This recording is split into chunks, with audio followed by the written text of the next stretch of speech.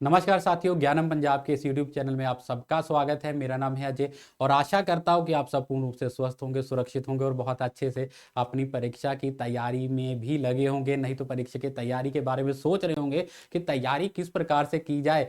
तो अगर आपको ये चिंता है तो आज की ये वीडियो आप लोगों के लिए बिल्कुल सही वीडियो है, क्योंकि पंजाब मास्टर कैडर हिंदी की तैयारी जो विद्यार्थी कर रहे हैं और उनको ये नहीं समझ आ रहा कि या तो तैयारी के लिए सोच रहे हैं कि तैयारी किस प्रकार से की जाए, और अगर आप तैयारी कर रहे हैं तो अगर आप तैयारी कर रहे हैं तो कैसे तैयारी कर रहे हैं, क्या आप तैयारी ठीक से कर रहे हैं। तो ये आपको आज की इस वीडियो में पता लगने वाला है, क्योंकि आज की इस वीडियो हम देखेंगे कि मास्टर कैडर हिंदी की परीक्षा जो होगी उसकी रणनीति को किस प्रकार से बनाया जाए। ठीक है, जब तक हमारे पास रणनीति नहीं होगी, स्ट्रैटेजी नहीं होगी, किस प्रकार से आप तैयारी कर पाएंगे और क्या हमारी स्ट्रैटेजी जो हमने बनाई है सही है।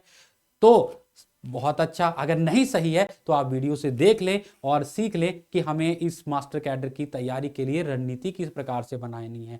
ठीक है, स्ट्रेटजी में हम क्या देखेंगे कि हमें क्या पढ़ना है और कैसे पढ़ना है। यह सबसे बड़ा प्रश्न होता है विद्यार्थियों में जो मास्टर कैडर हिंदी की तैयारी कर रहे हैं कि हमें क्या पढ़ना है। बहुत कुछ पढ़ने के लिए सब कुछ पढ़ लिया जाए।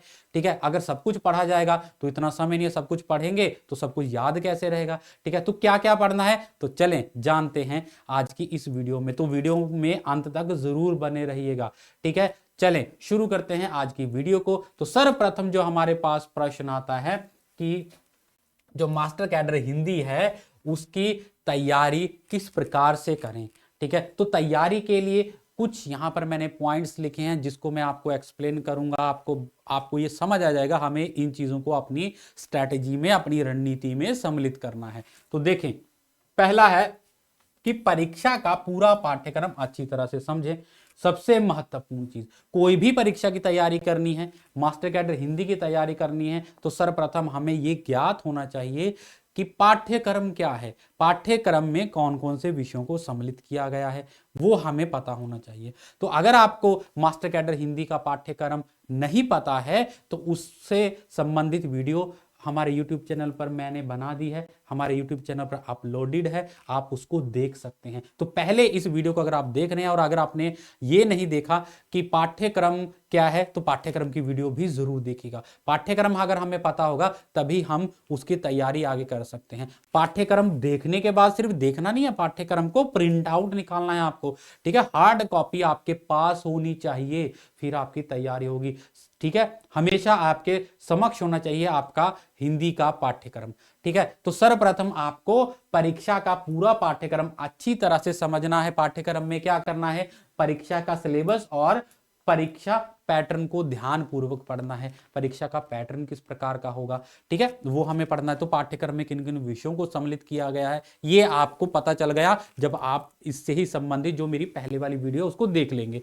उसके बाद महत्वपूर्ण विषयों को चिन्हित करना है, ये सबसे बड़ा कार्य। महत्वपूर्ण विषय क्या, अब आप बोलेंगे पाठ्यक्रम में जो विषय दिए गए सारे के सारे महत्वपूर्ण हैं। बिल्कुल सही बात है, सारे के सारे विषय महत्वपूर्ण हैं, परंतु एक चीज कि आपके पास पाठ्यक्रम है उसमें आपको चिन्हित क्या करना है कि कौन से विषय कठिन है और कौन से मेरे लिए सरल विषय हैं। अब कठिन सरल मतलब कि जिन विषयों को आपने पहले पढ़ा है, अर्थात उनके बारे में थोड़ा बहुत आपको आइडिया है, ज्ञान है, तो वो सरल की श्रेणी में आ जाएंगे। और अगर जिन विषयों को आपने अभी तक छुआ नहीं है, पहली बार पढ़ रहे हैं, पहली बार देख रहे हैं, तो उन विषयों को आप कठिन स्तर में रखेंगे। ठीक है, तो दोनों दो श्रेणियों में विभाजित कर लेंगे और फिर आपकी तैयारी शुरू होगी। पहले क्या करेंगे, आप जल्दी जल्दी जो आपके सरल विषय हैं उनकी तैयारी, उनकी रीडिंग, उनको एक बार अच्छे से पढ़ लेंगे। उसके बाद फिर कठिन विषयों को पढ़ना आरंभ करेंगे। ठीक है, तो इसमें आपको क्या करना है, आपको चिन्हित हो गए। ठीक है, और बता दिए कैसे श्रेणियों में बांट के आपको पहले सरल विषय, उसके बाद फिर कठिन विषयों को तैयारी करनी है। अगर समय आपके पास बहुत कम है तो एक सरल विषय रखें, एक कठिन रखें, एक सरल विषय पढ़ेंगे एक दिन में, एक कठिन विषय पढ़ेंगे।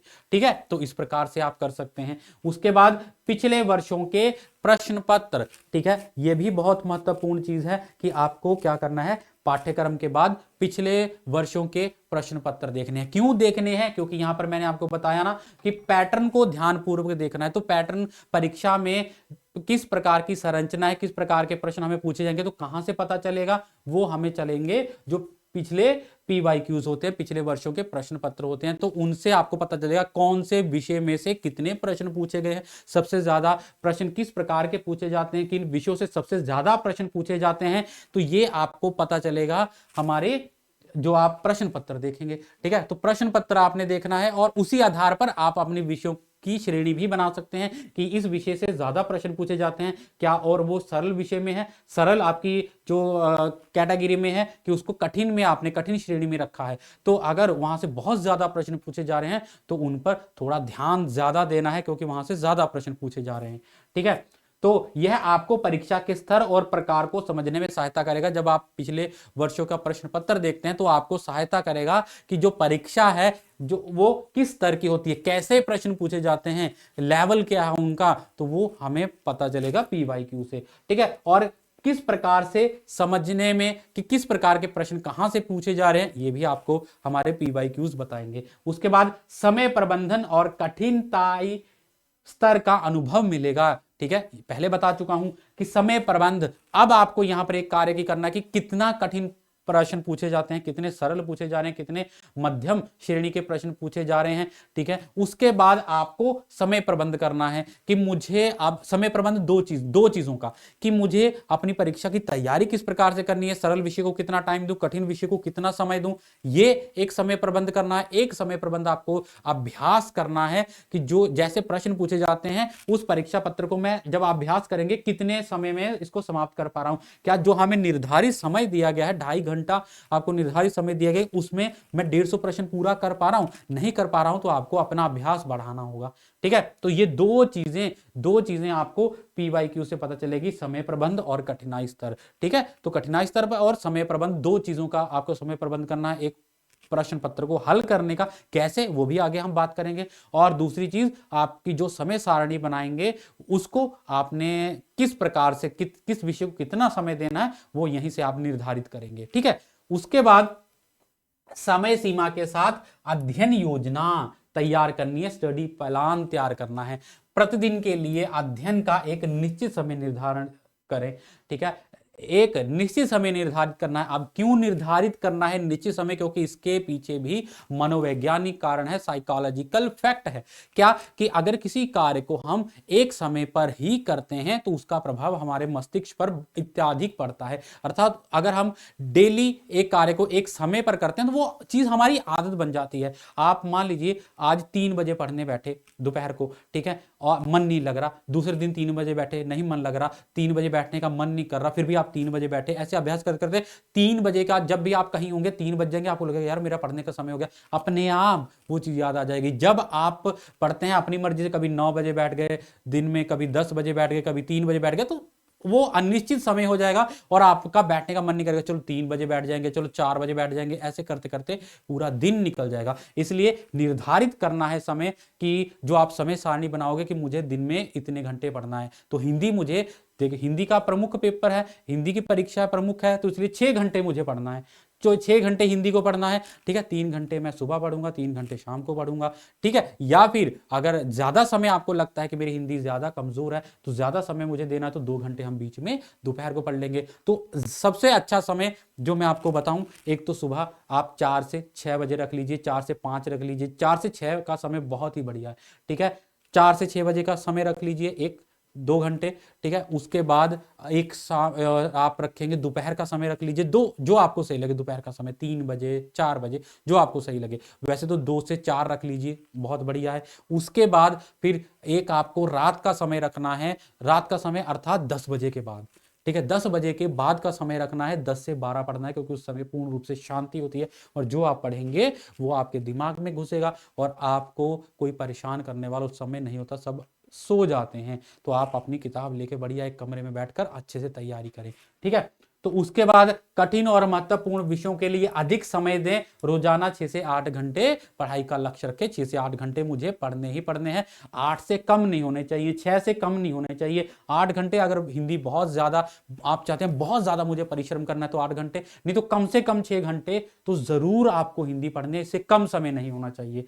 ठीक है, और उसके बाद कठिन और महत्वपूर्ण विषयों को तो सरल सी बात है कि जो विषय कठिन है और महत्वपूर्ण है उनको हमें इत्याधिक समय देना है। सारे के सारे विषय महत्वपूर्ण है तो सभी विषयों को समय हमने देना है कि जितना हमें पढ़ना है, जब तक वो समझ ना आ जाए उस विषय को छोड़ना नहीं है, जब तक अच्छे से समझ ना आ जाए। ये नहीं कि थोड़ा सा पढ़ के छोड़ दिया, अगला विषय पढ़ना, अगला जो हमारा टॉपिक है अगला हमने शुरू कर दिया विषय को पढ़ना, पिछला भूल गए। नहीं, एक विषय को अच्छे से पढ़े, 2 दिन लगे, 6 घंटे लगे, 12 घंटे लगे, परंतु अच्छे से, जब तक वो अच्छे से समझ ना आ जाए, उससे पढ़ने विषय को पढ़ने के बाद उसके थोड़े से एमसीक्यूज करें।